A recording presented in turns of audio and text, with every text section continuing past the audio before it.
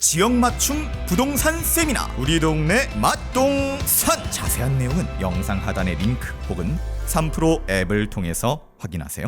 자, 오늘도 뉴스 전해드리도록 하겠습니다. 예, 첫 번째 뉴스는 어떤 내용인가요? 자, 먼저 첫 번째 뉴스 헤드라인부터 한번 보시죠. 헤드라인이 와, 근데 화면 되게 멋있어졌네요. 그러네요. 오. 헤드라인이 참 좀 압도적입니다. 이자도 못 내는 기업들 깡통 대출이 1년 사이에 27%나 급증했다라고 하는 건데 예. 은행 대출 이자조차 낼 수 없는 기업이 올 들어 빠르게 늘어나고 있다는 소식입니다. 우리가 쉽게 한마디로 표현해서 무수익 여신이라고 부르는데요.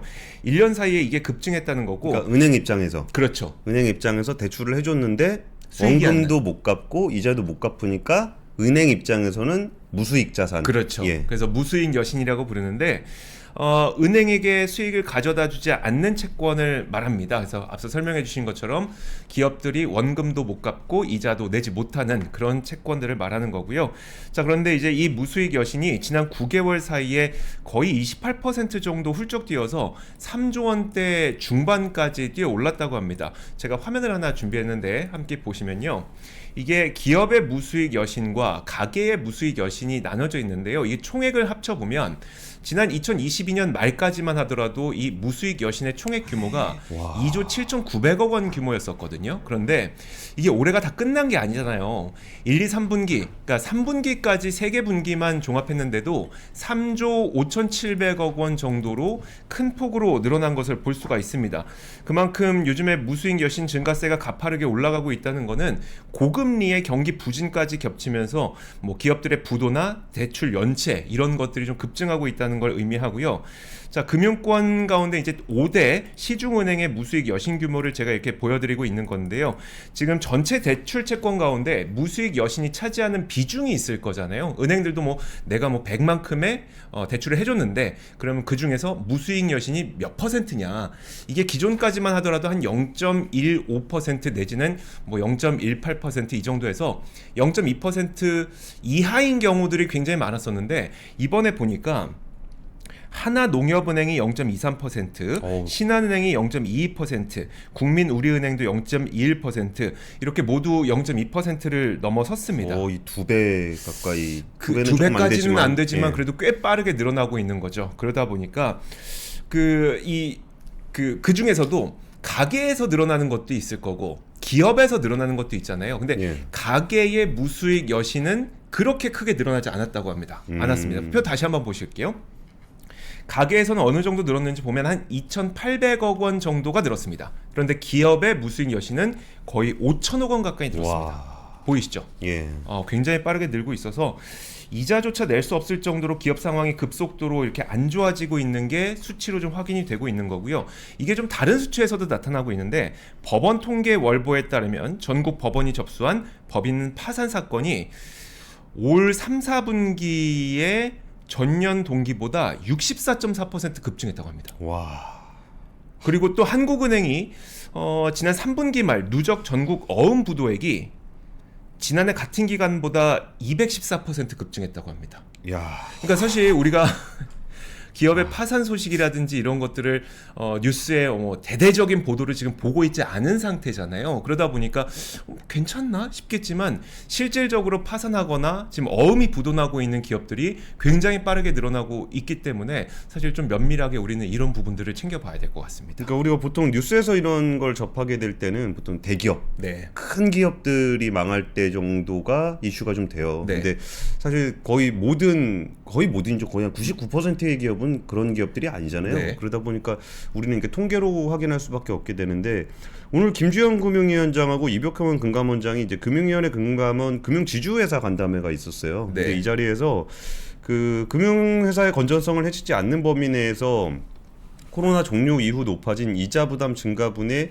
일정 수준을 직접 좀 낮춰줄 수 있는 체감할 수 있는 방안을 만들어달라 그랬는데 네. 사실 이 부분은 사실 선거용이라는 느낌이 들긴 들어요. 네. 그럼 이게 코로나19 때 그 자영업자라든지 이런 분들 만기 상환을 좀 연장해주고 이자를 안 받고 막 그랬던 게 있잖아요. 네.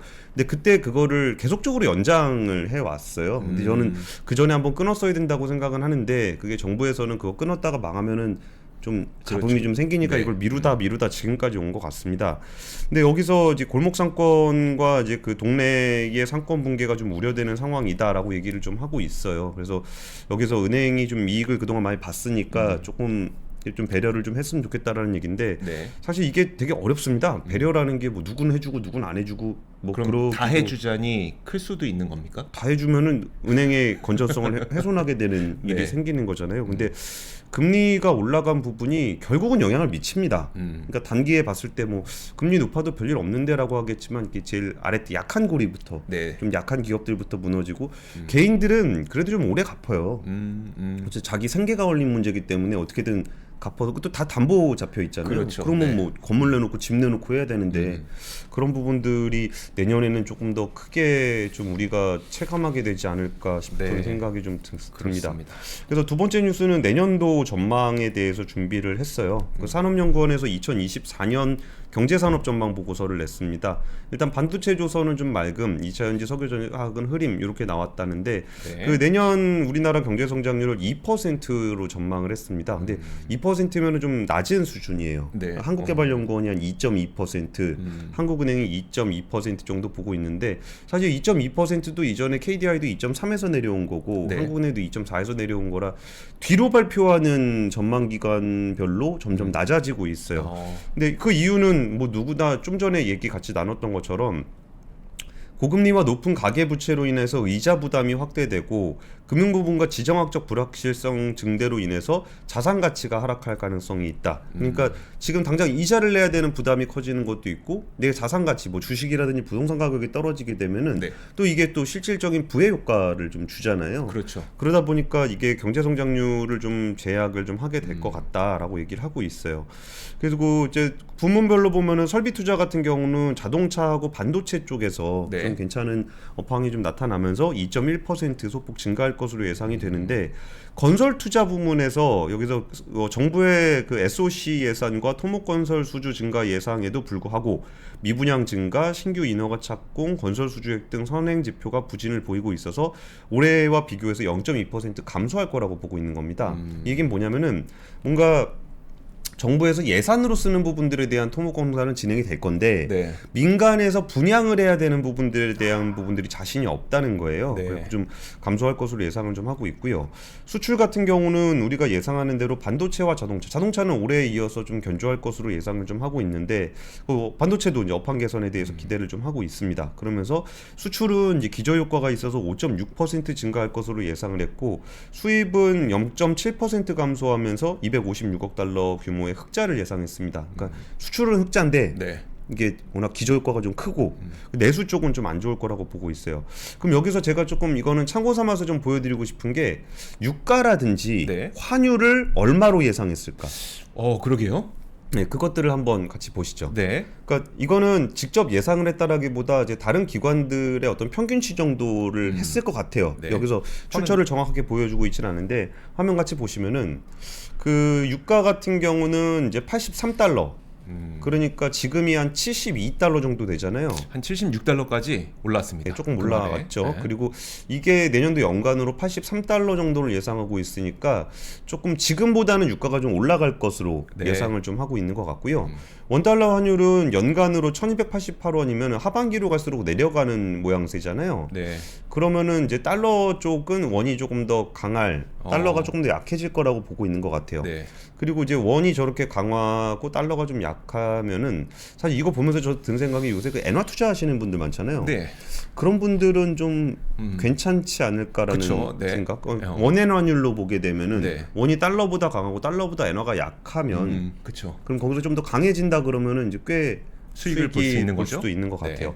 그 다음 표 같이 보시면은 이거를 좀 보기 쉽게 하려고 산업연구원에서 그 날씨 지형도로 보여주고 있어요. 그러면은 햇빛 두 개 나는 데가 조선 수출의 햇빛둘, 조선 내수의 햇빛둘, 반도체의 생산, 수입, 수출의 햇빛둘. 와. 이게 조선하고 반도체 쪽을 좀 좋게 보는 것 같아요. 네. 그리고 바이오헬스의 내수를 좋게 보는데 여기서 일반 기계 같은 경우 좀 흐림이고 석유화학 쪽의 수출이 저는 석유화학은 좀 쉽지 않을 것 같다라는 생각이 좀 들고요. 우리나라에서도 많이 지금 좀 그만두거나 예. 아니면 매각을 하려고 하거나 좀 줄이거나 이러고 있는 상태죠. 그렇죠. 그리고 또 하나 보시면 저 제일 윗줄에 자동차에 네. 내수하고 생산 쪽이 좀 약해요. 저건 뭐죠? 그러니까 그 내수의 고금리로 인해서 소비 여력이 좀 줄어들게 되면은 네. 거기서 내수 판매가 줄어들게 되고 그렇게 되면 또 생산도 줄어들게 되는 그런 상황으로 보고 있는 것 같아요. 그리고 2차 전지 같은 경우도 수출 쪽을 좀 약하게 보고 있는 것 같은데 네. 이거는 사실 2차 전지는 수출하고 기업 실적을 좀 분리해서 볼 필요는 있습니다만 아무래도 좀 그 원재료 가격 하락에 따른 판매 가격 하락을 네. 조금 신경을 쓰는 것 같아요. 그래서 이런 상황으로 보면은 내년에 그렇게까지 그러니까 경제 성장률은 괜찮게 나올 것 같은데 2%면 지금보다는 좋은 거잖아요. 네. 근데 우리가 체감하는 경기는 좀 쉽지 않아 보이기도 합니다. 예. 자, 알겠습니다. 사실 물가 상승도 지금도 3.8%까지 올랐죠. 예, 높죠. 거기서 뭐 성장률 2%라고 하면 사실 우리가 체감하기는 좀 쉽지 않을 것 같습니다. 그러니까 내 소득 2% 올랐는데 물가 3.8% 오르면 이게 뭐가 됩니까? 이게? 그러니까요. 예. 자, 근데 그렇습니다. 진짜 조금 아껴 쓸 생각해야 될 것 같아요. 내년이 약간 좀 그러니까 물론 지금 그렇게 나쁘지 않아 보이긴 하는데 내년이 약간 불안한 마음들이 조금씩 있는 것 같습니다. 예. 자, 다음 소식 한번 보도록 하죠. 해외 뉴스 재밌대요. 해외 뉴스 한번 보시죠. 해외 뉴스. 사실 우리나라에서도 이것 때문에 골머리를 많이 섞고 있는데 쉽게 말하자면 여러분들도 이제 뭐 페이스북이라든지 아니면 뭐 트위터라든지 아니면 뭐 유튜브를 보더라도 아니 이분이 지금 리딩방을 한다고 이런 생각들 많이 하실 거예요. 막 한번 대통령도 막 리딩방. 대통령 리딩방 있죠. 사진 한번 보시죠. 이것도 많이 보셨을 겁니다. 이재용 리딩방 아마 많이 보셨을 거예요. 이분 요새 공판 받고 있지 않아요? 근데 리딩방 하고 계십니다. 저는 너무 센스 없는 거 아니에요? 멘트도 참 저는 30대 초반에 성공적인 투자를 통해 50억 원 50억? 지금 200조가 넘는 시가총액인데 어쨌든 이게 참 우리나라만의 문제가 아니었습니다. 저희 3프로TV에서도 이 문제에 대해서 많이 지적을 했는데 호주 최고의 부호가 마크 저커버그 메타 최고 경영자에게 직접 편지를 썼다고 합니다. 거짓 광고가 만연한데도 페이스북과 인스타그램이 방관한다고 항의한 것이고요. 경제 전문지 포브스가 집계한 실시간 억만장자 순위에서 이 분의 순위가 어느 정도인지 보니까 전 세계 57위 57위? 부호고요. 네, 호주 1위 부호입니다.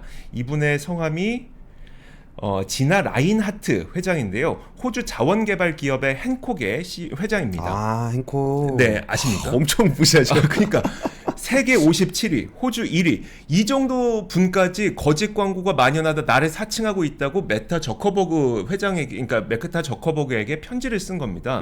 라인하트 회장이 사기성 콘텐츠가 제공되거나 광고되는 것을 막기 위해 더 강력한 조치가 필요하다면서 무고한 호주인들이 페이스북을 통해 사기 희생양이 되는 만큼 이런 문제 해결하는데 메타는 더 큰 노력을 기울여야 된다라고 얘기를 했습니다. 사실 라인하트 측에서도 메타 쪽에다가 공식적으로 이 문제에 대해서 계속 제기를 해왔다고 해요.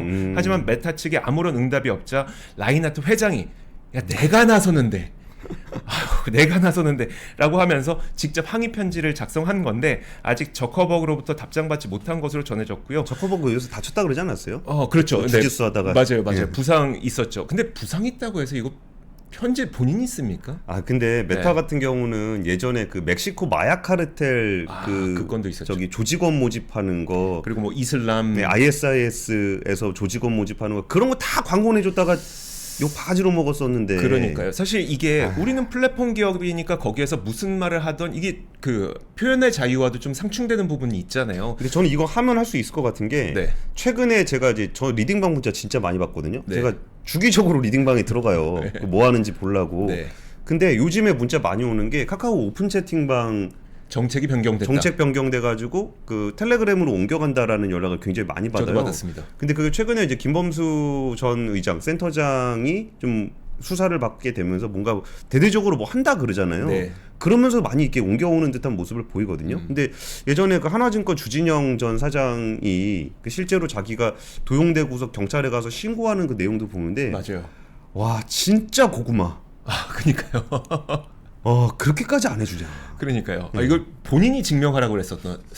그러니까 결국은 사기가 발생하지 않으면 안 된다는 거예요. 네, 그렇죠. 근데 그 사기 피해자를 어떻게 찾아와요? 그러니까. 아유, 그것도 진짜. 그렇고 이제 메타를 비롯한 많은 뭐 유튜브도 마찬가지죠. 그냥 우리나라에서도 수많은 유저들 상대로 우리나라에서 사업을 하고 있잖아요. 그러면 거기에 합당한 일정한 책임은 지어주는 게 마땅치 않을까 싶습니다. 본인들이 펼쳐놓은 플랫폼에서 일어나고 있는 안 좋은 일이라면 본인들이 좀 책임을 일정 부분 져줘야 되겠죠. 네. 그리고 지금 채팅방에서도 많이 올라온 기사인데요. 제가 네. 오늘 올라오는 순간 이 기사가 나왔습니다. 그 마이크로소프트가 그 챗GPT의 아버지 샘 올트먼 전 오픈 AI CEO를 영입하기로 했습니다. 마이크로소프트가요. 예, 그 사티아 나델라 MS CEO가 자기 소셜 미디어에다가 계정에 올렸는데요. 한번 같이 보시면은 네, 이게 그 사건을 조금 제가 사건 조금 설명해드리고 보는 게 좋을 것 같으네요. 그게 나을 것 같아요. 아, 네. 벌써 올라왔군요. 어젯밤에 우리 기준이죠. 그러니까 오픈 AI에서 샘 올트만, 그러니까 그 오픈 AI를 거의 창업한 111조 5천억짜리 회사를 만든 네. 그 당사자죠. 그 사람이 이사회에서 잘렸습니다. 근데 이사회에서 잘려가지고 이제 CEO를 물러나게 됐는데 그 사람이 나오면서 그 당시에 이제 그렉 브롱먼, 그러니까 이사회 의장 네. 또 그 두 명이 잘렸어요. 이게 무슨 일이냐 그랬더니 거기 밑에 있는 같이 창업을 했던 수석 개발자가 이제 쿠데타를 일으켰다. 네. 그래가지고 이거를 그 이사회가 있고, 그러니까 비영리 이사회가 있고 네. 영리 이사회가 있는데 비영리 이사회에서 자르고 나니까 영리 이사회 보드의 최대 주주였던 마이크로소프트가 이게 뭐냐 마냐 그래가지고 샘 올트먼 다시 데리고 온다 막 이런 얘기가 좀 있었거든요. 네. 근데 지금 같이 보시면은 지금 아까 보여드렸던 사진이 뭐냐면 샘 올트먼이 간 겁니다 회사에. 그랬는데 출입증이 없는 거예요. 네. 그래가지고 이제 게스트 출입증 야. 받아가지고 나 이제 게스트예요. 나 이제 CEO 아니에요. 라고 해서 야 그래도 게스트로라도 간 거 보면 뭔가 협상을 좀 하고 있나 보다 네. 라는 얘기를 했었던 겁니다. 근데 사티아 나델라가 지금 오픈 AI와 파트너십에 최선을 다하고 있으며 이거 그냥 형식적인 인사죠. 네. 그리고 샘 알트만과 그렉 브롱먼이 동료들과 함께 마이크로소프트와 합류했다라는 얘기를 하게 된 네. 거예요. 그리고 좀 인상적인 건 그중에 그 악플러. 네. 악플러요? 네, 악플러 바로 밑에 일론 악플러 머스크? 보죠? 일론 머스크. 네. 그럼 그 사람들이 이제 그 트위터 쓰지 말고 팀즈 써야 되는 거 아니야? 뭐 이런 아, 참. 일론 머스크 어디나 가서 악플을 달고 있는 일론 아. 머스크가 좀 얘기가 나왔습니다. 근데 이거를 왜 이런 일이 벌어졌는지를 두고 해석이 분분하긴 한데 일단 공식적인 해석은 그 제일 주류적인 해석은 네. 그 인공지능의 어떤 범용성에 대한 우려, 인공지능이 정말 그 터미네이터가 되는 것에 대한 우려를 하고 있는데 네. 샘 알트먼 같은 경우는 너무 이렇게 공격적으로 서비스를 제공하는 부분들 그리고 거기에 뭐 AI 기기라든지 AI 반도체라든지 뭐 소형 원전이라든지 이런 걸 공격적으로 하는 모습이 인공지능 윤리하고 좀 어긋난다. 네. 이건 인류류에 바람직하지 않다라고 해서 자른 걸로 주류적인 해석이 나오고 있어요. 그런데 이게 이제 상장 회사이자 영리 법인인 마이크로소프트가 샘 알트먼을 데려갔다고 한다면 네. 지금부터는 그 인공지능 윤리에 대한 그 어떤 뭐라고 논의라고 할까요? 해야 될까요? 그러니까 뭐 어떤 그 장애 네. 아니면 이렇게 좀 옥죄고 있었던 네. 그런 것들을 벗어나게 되는 거라면 그렇겠죠. 그러니까 우리가 생각했을 때는 훨씬 더 좀 편리하게 인공지능 서비스를 이용하게 될 수 있는 것도 맞고 네. 반면에 이게 어디로 튈지를 예상하기가 굉장히 어려워지는 상황이 될 수도 있을 것 같습니다. 네. 그러면서 그 오픈 AI의 임시 CEO로는 트위치 창업자라고 얘기하는데 이분에 대해서는 그렇게까지 뭐 크게 얘기되는 건 없고 네. 왜 그러냐고 했을 때 인공지능 윤리에 대해서 공감한다. 그런 부분 정도가 그러니까요. 나오고 있습니다. 그래서 글로벌 인공지능 업계에 그 굉장히 좀 큰 변화가 예상이 되고 있습니다. 그러니까 그런 거죠. 그러니까 샘 알트먼이 사실 오픈 AI에 있을 땐 그래도 인공지능이 가져오게 될 부정적인 영향을 우리가 비영리 단체니까 우리가 좀 막아야 된다. 그리고 발목 잡는 사람이 옆에 있었죠. 있었죠. 예, 근데 이제 샘 알트먼은 인공지능의 거의 아버지격인데 그렇죠. 근데 아예 마이크로소프트로 나와 버렸으니 그렇죠. 발목 잡는 게 아예 사라졌고. 그러니까 발목 잡는 사람들은 여전히 거기 모여 있는 거고. 네. 그러면 이제 마이크로소프트가 이제 오픈 AI를 어떻게 할지는 좀 애매한데 네. 여기서 그 이렇게 된 상황에서는 이제 고삐가 풀려버린 상황이 된 것이 관전 포인트인 것 같습니다. 알겠습니다. 또 모르죠. 또 내일 아침 되면 또 무슨 일이 벌어질지. 그러니까요. 워낙 급격하게 변하고 있습니다. 예. 자, 다음 소식 한번 보도록 하죠. 자, 다음 소식은 바로 이겁니다. 자, 중국의 올해 자동차 수출이 500만 대에 육박할 거라는 전망이 나왔습니다. 물론 예. 중국의 전망이긴 합니다. 하지만 만약에 이렇게 된다면 일본을 추월하고 세계 첫 1위 수출 국가, 자동차 수출 국가가 될 수도 있다는 전망이 나오고 있는데요. 중국 신문망의 보도입니다. 자, 올해 자동차 수출이 500만 대 육박할 거라는 전망인데 지금 지난 1월부터 10월까지 누적 수출이 392만 대 정도로 전년 동기 대비 59.7% 수출이 증가했다고 해요. 근데 만약에 남은 두 달 동안 지금 1월부터 10월까지의 그 누적 수출 증가 속도 있잖아요. 예. 그대로 적용하면 한 490만 대 될 것 같고, 근데 이제 요즘에 빠르게 증가하고 있는 게 전기차 하이브리드 쪽이잖아요. 그래서 예. 그거의 성장 속도를 더하면 500만 대 진짜 될 것 같다는 게 중국의 전망입니다. 자, 근데 이미 상반기만 놓고 보면 중국 자동차 공업 협회에 따르면 이미 상반기에는 중국 자동차 수출 대수가 214만 대로 일본이 202만 대였다고 합니다. 그러면 상반기는 사실 일본을 앞질러서 세계 1위가 된 게 맞고 2m 있죠. 네, 예. 그렇죠. 그리고 이제 만약에 하반기까지 봤을 때 정말 490만 대 이상, 거의 500만 대 가까이 되면 일본을 앞지르고 세계 1위를 차지할 수 있게 된다는 겁니다. 하지만 금액 기준으로는 얘기가 좀 달라지는데요. 뭐 싼 차니까요. 저가, 예, 예, 예. 저가 차량들이 많으니까요. 그래서 이제 상반기 기준으로 수출 1위 국가는 독일이고요.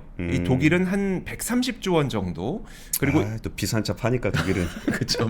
고급차 많이 팔죠. 일본도 사실 렉서스 브랜드 많이 파니까 수출하니까 일본도 71조 원 내지는 72조 원 정도를 기록했고요. 중국은 그거보다 훨씬 더 못 미친 59조 원 정도 상반기에 기록해서 금액 기준으로는 얘기가 다르긴 한데 사실 저는 이게 그렇다고 에이 뭐 중국 저가 차량인데라고 하기에는 조금 마음에 걸리는 부분이 있습니다. 왜냐하면 이 중저가로 트랙 레코드를 쌓아서 이제 시장을 넓혀가는 전략을 쓰게 될 경우 사실 우리 현대차도 그런 경험이 있잖아요. 옛날 현대차만 하더라도 미국 북미 지역에서 뭐 현다이 막 이런 식으로 약간 좀 이렇게 놀림받는 말이었었고 뭐 1대1 플러스 그러니까 1+1 뭐 정책도 있었고 하는 것처럼 아니 이게 중저가 시장에서 트랙 레코드를 쌓아서 이제 고가 시장으로 넘어가는 단계에 우리는 접어들었고 지금 중국이 중저가 시장에서 이렇게 좀 시장 저변을 확대하는 모습이 미래에 또 다른 전략을 쓸 수가 있어서 그냥 단순히 좀 심심하게 넘어가기는 좀 어려울 것 같습니다. 예. 네. 그래서 뭐 현대차도 뭐 반격을 하긴 해야 되잖아요. 네, 그렇죠. 그리고 다음 뉴스를 제가 준비했습니다. 좋습니다. 그러니까 유럽 시장. 아, 유럽은 그래도 좀 뭐라 그럴까? 그 자동차에 대한 그 저기가 있어요. 자존심이 있어요. 네. 그래서 어디 아시아 자동차 따위가 뭐 그런 게 있어요. 그리고 렉서스의 무덤이 유럽입니다. 네. 근데 지금 그 유럽에서 현대차 그룹이 최다 판매를 기록하고 있는데 저희 그 방송 제작진 쪽에서 빨리 방송을 끝내달라 그래서 뉴스는 안 전하고 네. 그냥 영국에서 무슨 차 많이 팔리나 그냥 그 통계나 한번 보시죠. 네. 그 보면은 현대차가 영국에서 꽤 잘 했어요. 그래가지고 기아가 한 8.6% 증가해서 4위 정도를 차지하고 있고 현대차도 8위를 차지하고 있습니다. 그러면 두 개 합치면 여기서 그 점유율이 10.8%가 네. 나와가지고 두 자릿수 점유율이면 굉장히 높죠. 그리고 영국은 또 어떤 차 많이 타나 보려고 그랬는데 의외로 포드 푸마. 저는 저 차는 무슨 차인지 모르겠어요. 뭐죠? 네. 그러니까 니산 캐시카이 같은 경우는 SUV고요. 복스홀은 옛날에 그 GM 계열의 그 복스홀이고요. 4위가 의외로 기아의 스포티지였습니다. 그래서 꽤 많이 팔리고 있고요. 그리고 독일 그러니까 여기도 또 친환경차들이 아이오닉 5 비롯해가지고 많이 들어가서 성장률이 꽤 높게 나오고 있고 독일 같은 경우에 점유율이 6.4%를 달성을 했는데 폭스바겐, 스텔란티스, 메르세데스 벤츠, BMW, 르노 니산 얼라이언스에 이어서 6위입니다. 그러니까 유럽에 있는 회사들이 독일에서 1, 2, 3, 4, 5등을 차지하고 있고 6등을 한 겁니다. 그리고 우리 굳이 비교하자면 그 도요타가 2.9%, 네. 근데 현대차가 6.4%. 그러니까 점유율이 2배 넘게 높다라는 네. 뉴스를 전해드리고요. 그리고 그냥 빨리빨리 전해드리면은 이거는 그냥 어떤 참고 삼아 전해드리는데 해외 복권. 네. 해외 복권, 미국 복권 이거 보신 분들도 계실 것 같은데 이거 이제 하시면 안 됩니다. 불법입니까? 네, 대법원 판결이 나왔는데 이 미국 복권 이거 한번 되면 슈퍼볼 뭐 2천억짜리 맞아요. 이런 거 터진다 그래가지고 네. 그 키오스크로 하는 경우가 꽤 많거든요. 네. 근데 이게 그 국내에서 해외 복권을 구매하도록 매개 유도하는 건 사회적 복권 남발에 제한하는 형법에 위반된다라고 확정 판결됐고요. 그리고 이건 제공하는 것뿐만이 아니라 그 사는 것도 불법이랍니다.